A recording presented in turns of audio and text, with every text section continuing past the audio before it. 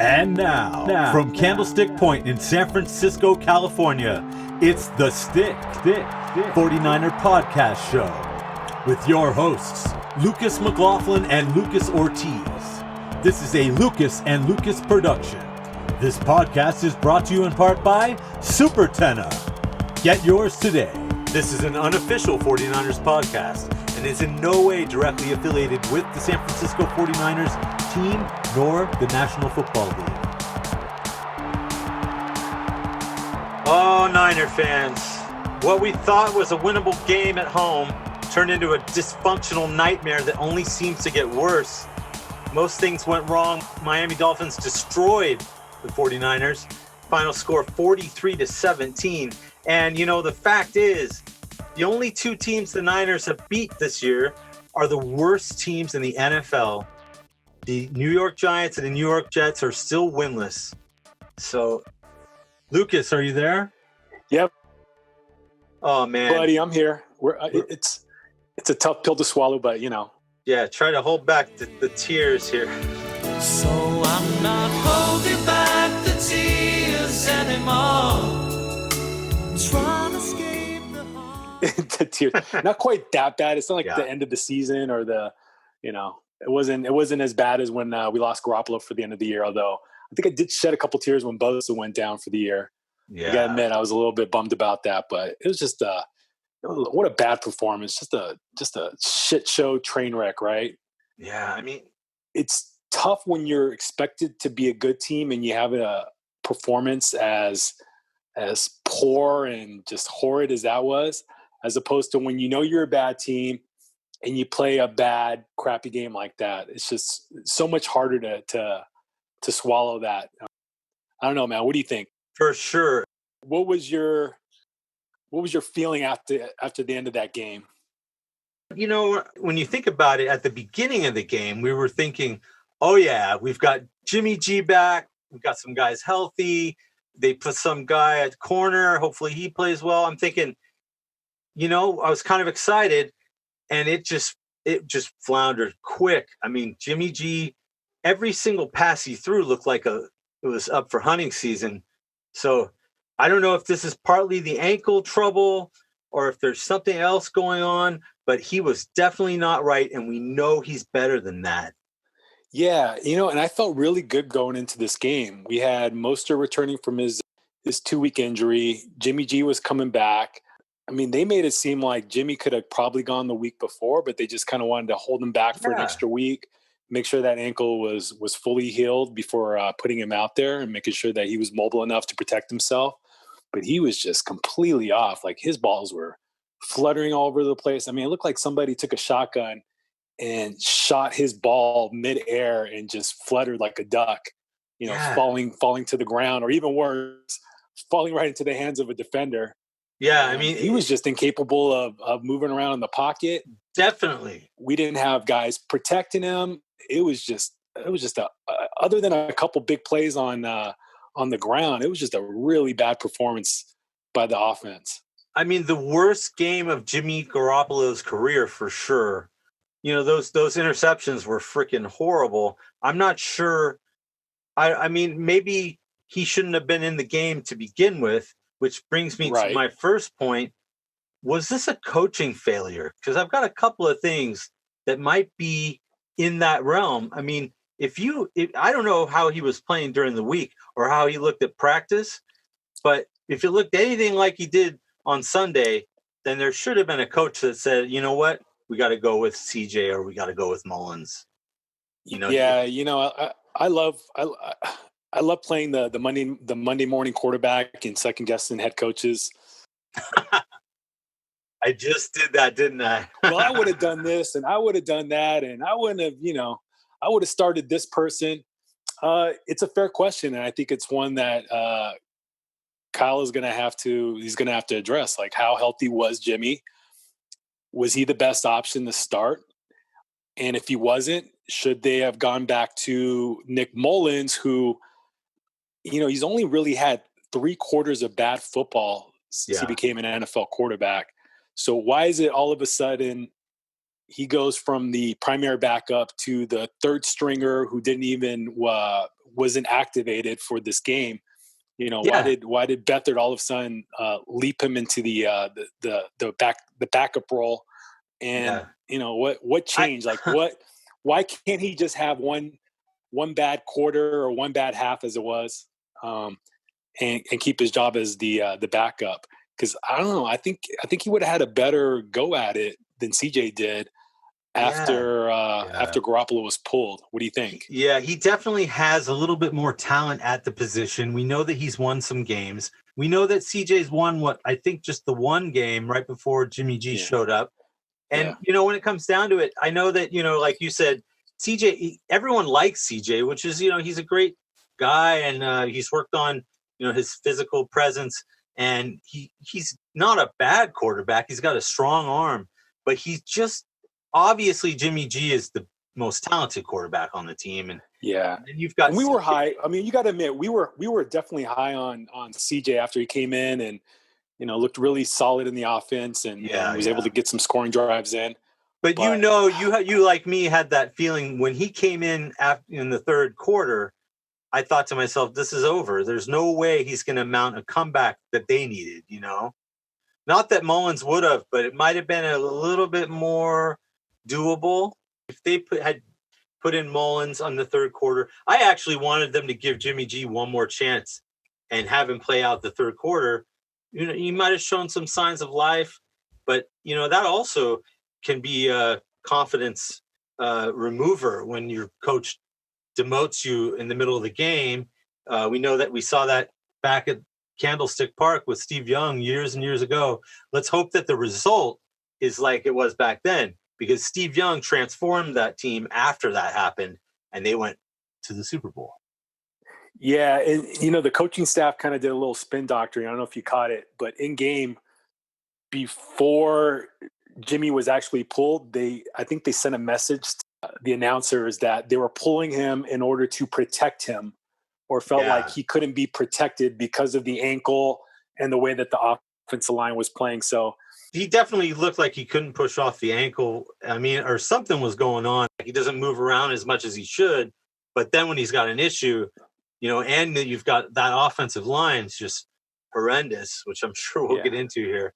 He used to be actually pretty mobile before that ACL injury. I think coming back for that, he was definitely limited, as far as like how much lateral movement and cutting he can do. And it's probably affected the way he scrambles. He used to be much more of a get out of the pocket and scramble or at least keep plays alive in order to get rid of the ball. But I think he does that a lot less now. Yeah. He's more apt to just stay in the pocket. And if the rush comes, he's not really good at getting out of the way of the sack right now, unfortunately. Like he goes down pretty easily once a guy gets close to him. And I don't know. I think that's one of the biggest areas of improvement that I want to see out of Jimmy if he's going to be our starting quarterback going forward. If not, we got to start looking elsewhere and start, thinking about, what options do we have at the end of the season, or what options do we have going forward to finish it off. Yeah. And I just to finish that, I really like Jimmy G, and I think that he's definitely capable of, we all know that he's got the talent. It's just we need that effort each time you go out there. And if you're not right, then you need to tell the coach, hey, I shouldn't be out there today, because it doesn't help when you go out and, they want to play, they want to be out there, but you talk somebody into getting out there, then you better play well, right? Right. And right now it's just the physical aspect of the game is affecting his mental. It's not allowing him to be confident. It seems like he doesn't have confidence in throwing the ball out to his wide receivers, even when they're covered. One thing I noticed, because I watch a lot of other games as well, is the top quarterbacks will give their wide receivers a chance to make a play, even though it looks like the coverage is pretty solid. Yeah. And, just sometimes you just got to throw it up there and trust that your receiver is going to make a play. Yeah. Drew Brees is definitely in that category, Yeah. And if they don't make the play, maybe the cornerback does what our cornerbacks do and seem to panic when the ball gets there and don't turn their head, or grab and commit a penalty. So things like that can happen when you give your wide receivers the opportunity to make a play. And I just don't think our quarterbacks do a good job of that. Like right now, it's either they're open and they throw the ball, or they're late when they do throw the ball. Yeah. They wait till the person is open, and by that time, sometimes it's a little too late, and the defender is given a chance to react and make a play on the ball and break it up or get the interception. Yeah. So the San Francisco 49ers are definitely completely out of sync right now. And I'm really hoping that something happens this week, because we've got a really tough Rams team coming in to play them in the primetime Sunday night game. And it's not going to be easy. And it's not going to be – it's going to be more difficult than the last couple of games, which is I'm kind of scared, Lucas. I'm a little bit scared. Yeah. So, right now, probably – our least affected part of the team that's, injury-wise is the offensive line. Unfortunately, the guys, although they're healthy, are playing, arguably the worst of any group of players on the team. Yeah, I mean, the two major problems right now obviously are the offensive line and that secondary. And I think right now that's a good segue to our next segment, Down in the Trenches with Lucas Ortiz. Down in the Trenches with Lucas Ortiz. Down in the Trenches. So, Lucas, break it down for us, because I know that's a tough thing. You get so tired of watching them make mistakes that you stop making notes because you're so frustrated. But Trent Williams, he did great the first 3 games. I don't know what's going on with him. Go ahead. Yeah, let's talk about Trent. So he, like you said, he looked really good the first 3 games. It looked like we possibly upgraded from Joe Staley, and he looked every bit the All-Pro that he was coming into our team. But I don't know what it was this last game and the game before. He had bad penalties. It looked like he wasn't communicating well with Laken Tomlinson. There was a play in particular where it looked like he thought the defender he was blocking initially was supposed to be taken by Laken. So as he changed his rush and cut inside, he stopped moving his feet. It looked like he was ready to pass off the DN to Laken, and Laken was nowhere. And after the play, you can see the two arguing and kind of saying like, "Hey, no, you're supposed to get this guy. No, you were supposed to get this guy." And I'm just thinking like, this is week 5, guys. Like, what the hell is going on? Why? Yeah. I understand you guys don't have a ton of history and experience playing together, but by week 5, you got to be able to know what your assignments are, and you got to know who's blocking who. Got to be on the same exact page, and I just don't think right now the 49ers offensive linemen have that. I saw a lot of issues with the right side as well. You had Mike McGlinchey, who seems not to be able to block anybody as of late.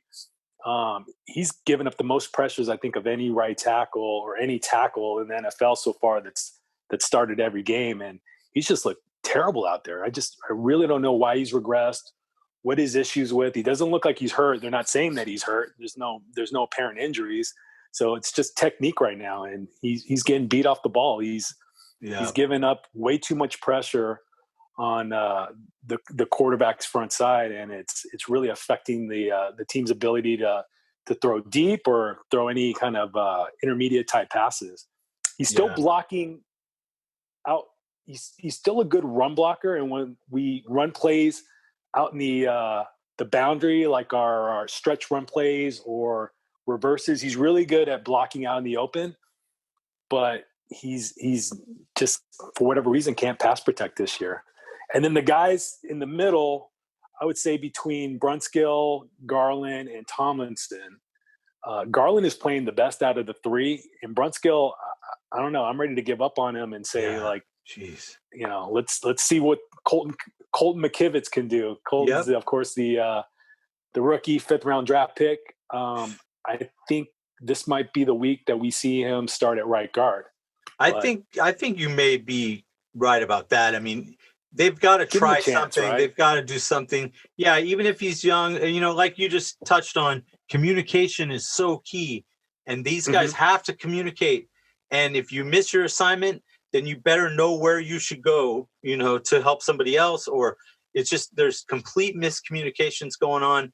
And that entire left side of the line, it's like there's just no push. I'm surprised that we were able to get some decent rushing yards. Thank God Mostert was back.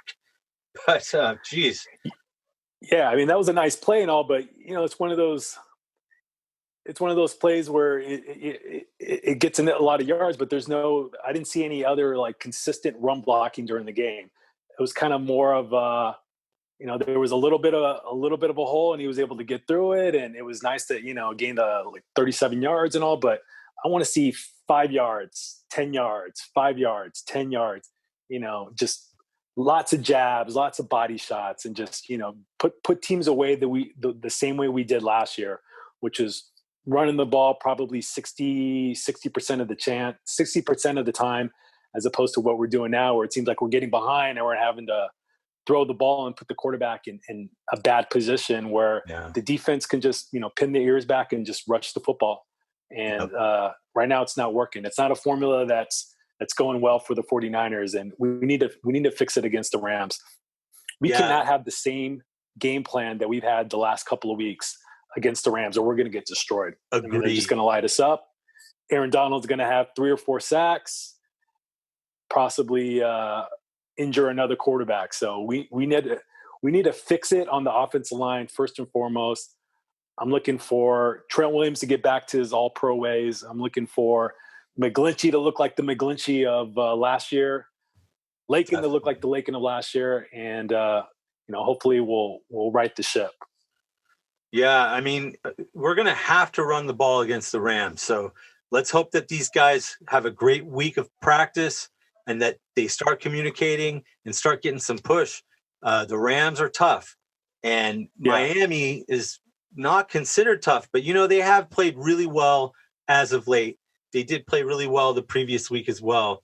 They lost to Seattle, I believe, but they gave them a run for their money. So not to say that, we've obviously have major issues right now, and we need to get them fixed. And I would love to see us actually win a couple of games so that they have the confidence to go out and get an offensive lineman, maybe, somebody that can come in and help if need be, Right. And just to echo what you were saying, if we're running the ball 40 times a game, we're winning. That means we probably have a lead. We're holding on to the lead. Yeah. Whatever's being run is working, and we need to get back to that. I think we'll get into this a little later on when we talk about the upcoming game, but I think last year, the first game against the Rams, we ran it like 40 times, and we just, pretty much put that game out of hand by the third quarter. So if we can get back to doing that, I think there's going to be success going forward with the rest of the season. But if we're having to throw 50, 60 times in order to win a game, I don't think that's a recipe for success.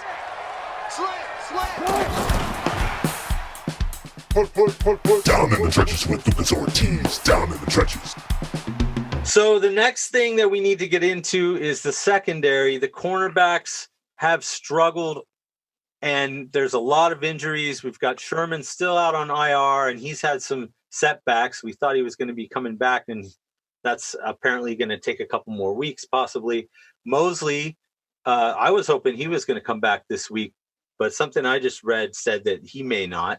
He got that concussion. Dante Johnson is out. K'Wan Williams is out.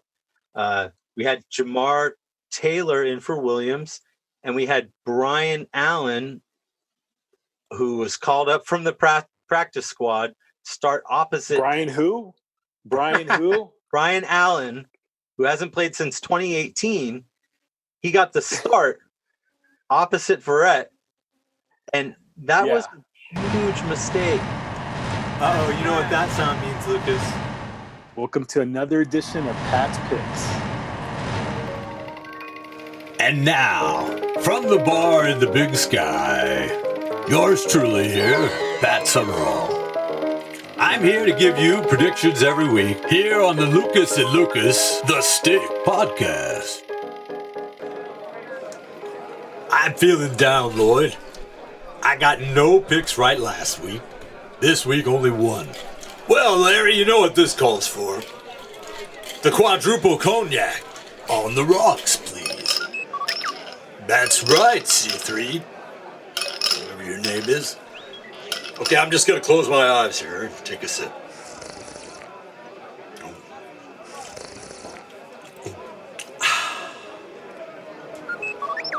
Touchdown, Jerry Rice! And the 49ers have won the game. Thank you, Leo. I feel much better now. Well, of course, B2A2. We'll get to the picks in just a second. First, I was just reminded after drinking that cognac of an old saying by one of the old-time greats. All-pro safety and linebacker and defensive end. He played them all. That's how we did it in the 50s. Anyways, big number 51. Zach Crazy Legs Johnson coined this phrase. A man has a right to stand on the corner with his hands in his pockets feeling nuts. Okay, on with the picks. So my first pick this week, Arizona is at the Dallas Cowboys. Andy Dalton is the next man up for the Cowboys, and the offense can still function with him at quarterback. The Cardinals are in the playoff hunt. Some might want to write Dallas off, but I just think their season will have more twists and turns than a windy road. Look for Dallas to get the win. The final score of that one, the Dallas Cowboys 37, the Cardinals 31. And my second pick is a tale of two quarterbacks. Aaron Rodgers takes on Tom Brady. The Green Bay Packers are at the Tampa Bay Buccaneers. The Buccaneers had extra rest this week after their loss on Thursday Night Football to the Bears. And Brady should be ready. Look for him to carry the Bucs through 3 quarters. But then, Aaron Rodgers will lead a fourth quarter comeback, come from behind victory. The final score in that one, the Packers 38, the Buccaneers 37. It'll be close, folks. And that brings me to my third and final pick. The Los Angeles Rams are at the San Francisco 49ers for a Sunday night primetime matchup. The Rams and the 49ers both have top 5 defenses in terms of yards allowed. The Niners were embarrassed by Miami at home last week. Look for Jimmy Garoppolo to change things up this week and lead his team to a victory. The final score in that one, the 49ers 28, the Rams 24. Another close one, folks.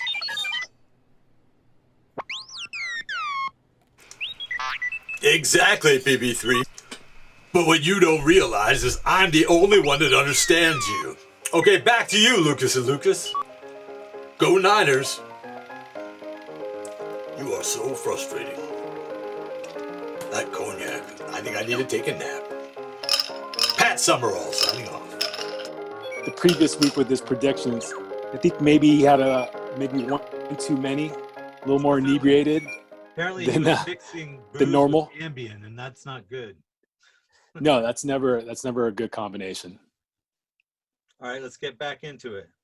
And we had Brian Allen, who was called up from the practice squad, start opposite. Brian who? Brian who? Brian Allen, who hasn't played since 2018. He got the start. Yeah. Not only has he not played since then, his only snaps ever have been on special teams. So he's never even taken a snap at the cornerback position. But apparently that was their only option.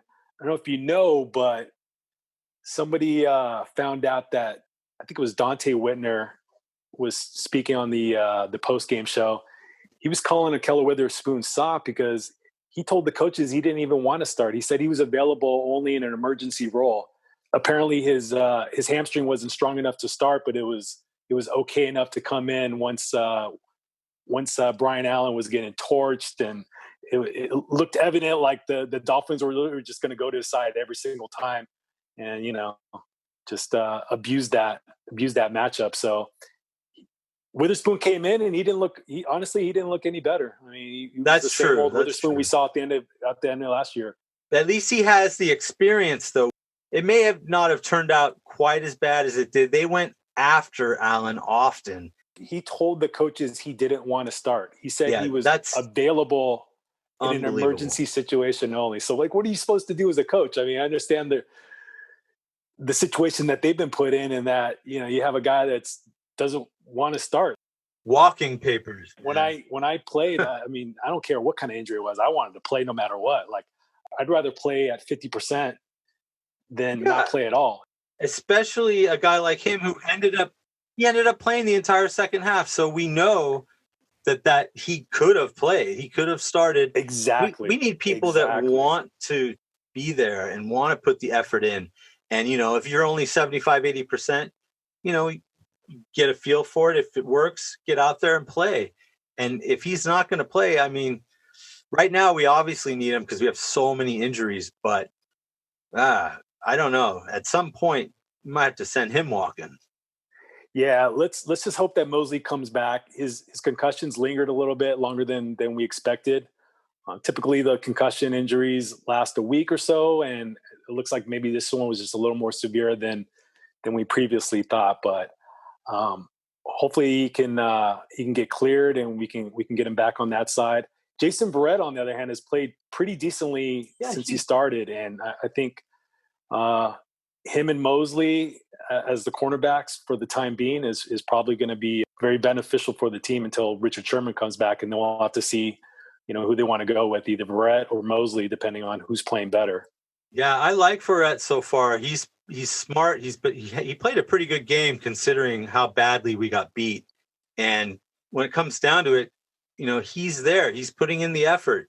He had a good game. Yeah, he had a really good game. The only criticism was on that fourth down play early on where he took a bad angle to make the tackle and got beat. But coverage-wise, he was pretty solid in the secondary for us. And I really like the fact that he's been able to come back and resemble somewhat of the play that made him an All-Pro early on in his career with San Diego. So I'm looking forward to seeing more of him. I'm looking forward to more of Mosley, and we'll see about Sherman. It's kind of been a mysterious calf injury. We don't know if it's an Achilles thing or if it's a tight calf muscle, but he's eligible to come back from IR. So, maybe we'll see him back in practice this week and back on the field on Sunday. Yeah. And your assessment of K'Wan Williams, I mean, he's out right now, but when you were talking about how well he plays at that corner position, I don't know that Jamar Taylor, he put the effort in and he looked pretty good at times, but man, we do miss K'Wan. Yeah, he's so versatile. Like he's really good at blitzing. He's really good in the run game. He can stuff the run and take on fullbacks and running backs. And we really miss that presence that he gives us at the nickelback position. But he'll be back this season. He's not gone for the whole season. He'll return. And in the meantime, we're just going to have to rely on guys like Jamar Taylor. Maybe Tarvarius Moore will make a return to the field and get a little more run. I mean, I would have been okay with Moore playing cornerback this last Sunday as opposed to Brian Allen, who nobody had ever heard of and has no experience at the cornerback position whatsoever. You said that too. Tarvarius Moore has experience with our team as a cornerback, as well as being a free safety, obviously. So I'm just, everybody wants to second guess Robert Saleh or Kyle Shanahan or whoever made that decision. And that's one of the things I think they should have considered. If not, try to figure out like who's the best option at cornerback right now. And right now they're just making terrible decisions. There's nothing more else I can say about that. So let's get into a little bit of offense because there was only a little bit of offense, but for the 49ers. But, Mostert, it was great to see him back, 90 yards on 11 carries. If we were in a normal situation, which, we got behind too quickly, obviously, to rely on the run game, you're never going to catch up if you just keep running unless he just keeps busting 100-yard runs. But it was great to have him back.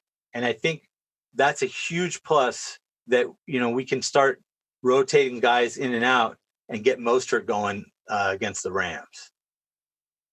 Yeah, absolutely. Mostert looked like he had missed a beat. He came in, popped some big plays, but just wasn't getting enough consistent run blocking throughout the game. And then once you're behind, you got to kind of almost abandon the run a little bit. Like when you're down 3 scores in the third quarter, it's got to be pass. And, that's just really not going to help Mostert's numbers or help us win games.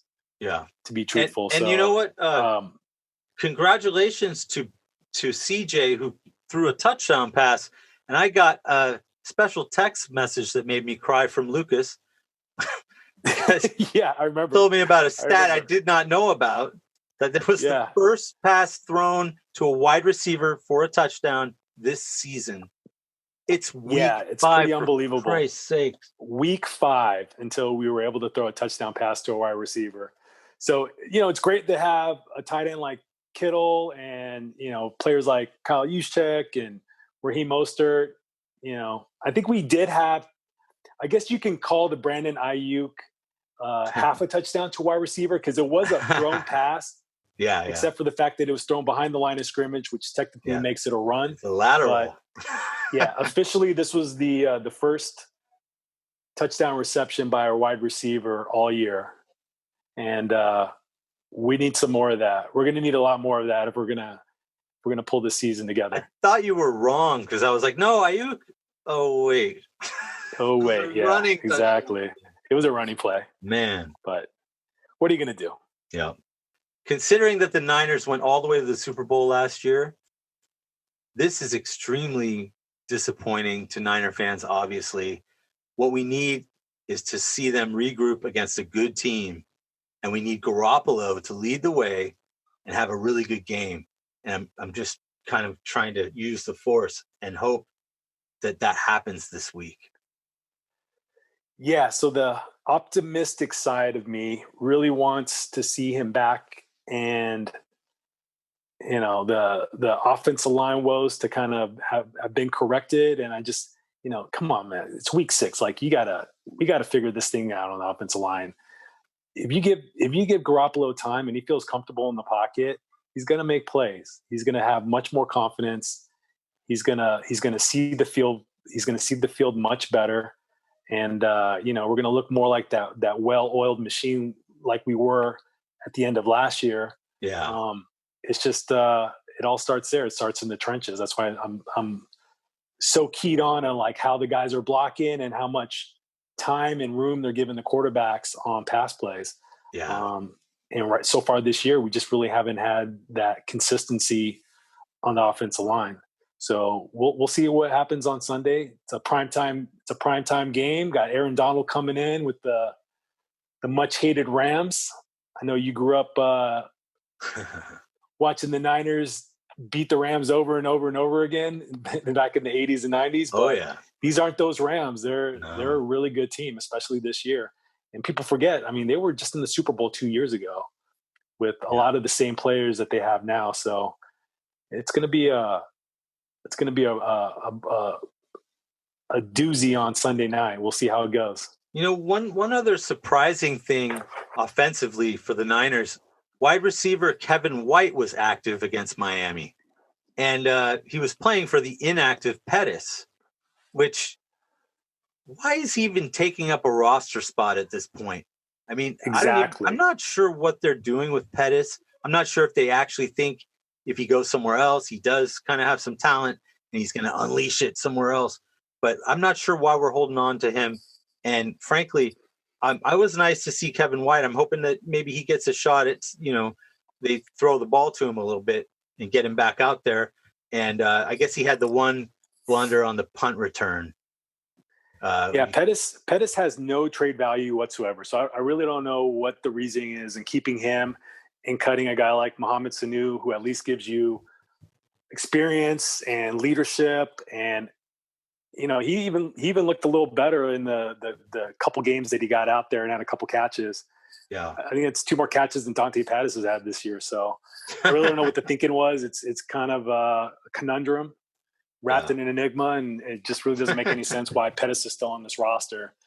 You're not going to get anybody to give you a 7th or 6th round pick for Dante Pettis. So I really think the 49ers have to really highly consider getting rid of him, cutting him, and maybe bringing up one of the younger guys like Jawan Jennings, or giving guys like Kevin White more opportunity. I mean, he was active for the game, and he had a couple of kick returns, but one bad kick return, one that he shouldn't have taken out. Yeah. But give the guy an opportunity to make a play, like put him out wide, And, let's see if he can get one of those 50-50 deep balls. That's what he's built for. He's fast and he's big. Let him go up and win a play. That's what I want to see. And I think that's what a lot of 49er fans are looking for this week.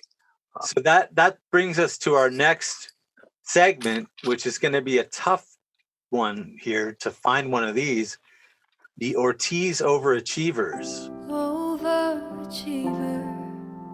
So it was really hard and very slim pickings this week, but my overachiever for last game is going to be Kerry Hyder Jr. Nice. Despite the defense not having a great day, I thought he had a really solid game. I think he got a sack. He had some pressures, some hurries. He just plays his ass off. And, nobody probably before this year had ever heard of Kerry Hyder Jr. At least 49er fans had never heard of Kerry Hyder Jr. But he's our best pass rusher right now. Yeah, he did have a solid game. He did. And Warner has had a solid game in every one of our games. And it's frustrating. He really has. He's one of the, I'd like to see him be more of the pass rush specialist or the second team guy that kind of gives like Nick Bosa or D Ford a spell. But right now he's having to go out there almost every play and be the primary pass rusher. And he's doing a really solid job. But if he's the best pass rusher on your team, you're probably not going to have a really good defense. It's not the role I want to see him in, but it's the role that unfortunately he's been forced to play. So he's my overachiever. I thought he probably had the best game on the line. I really like what I see out of him, and I hope the 49ers can keep him next year and be one of those secondary guys to come in spots. I want to see him play less plays and get more of our Maseratis out there like Bosa and Ford. Nice. Overachiever. So I almost just now said, what are the keys to beating the Rams? But let's take a step back and say, what are the keys to competing with the Rams and keeping the game close, and then hopefully sneaking out of there with a win at home on Sunday Night Football? Well, we touched on it already. Yeah. We got to get back to running the ball. Yeah, I think if our team can get over 100 yards on the ground, maybe run the ball 35, 40 times, we're at least going to be in the game, and it's going to be a winnable game. If we can only run the ball 20 times or less, we're going to lose.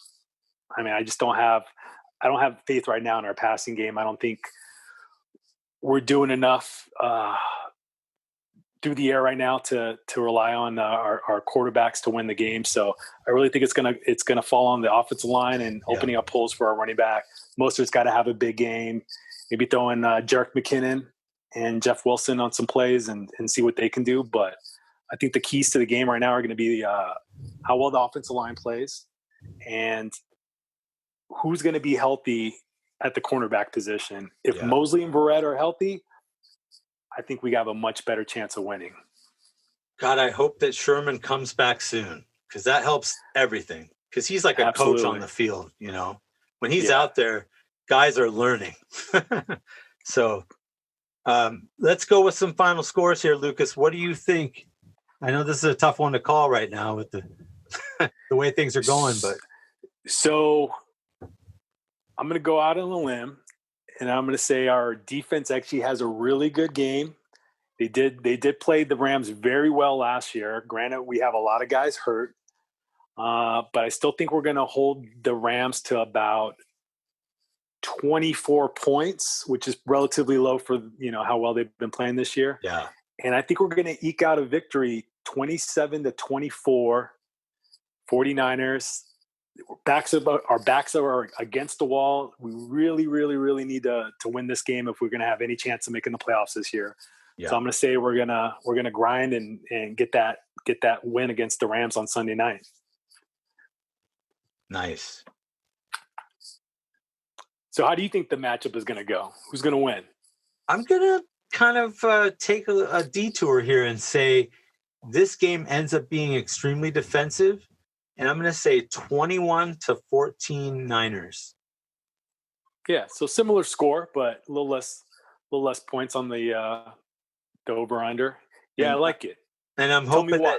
that Kyle Shanahan pulls a rabbit out of his hat and actually calls some different types of plays, get the running game going, get them wondering if we're going to pass or if we're going to run.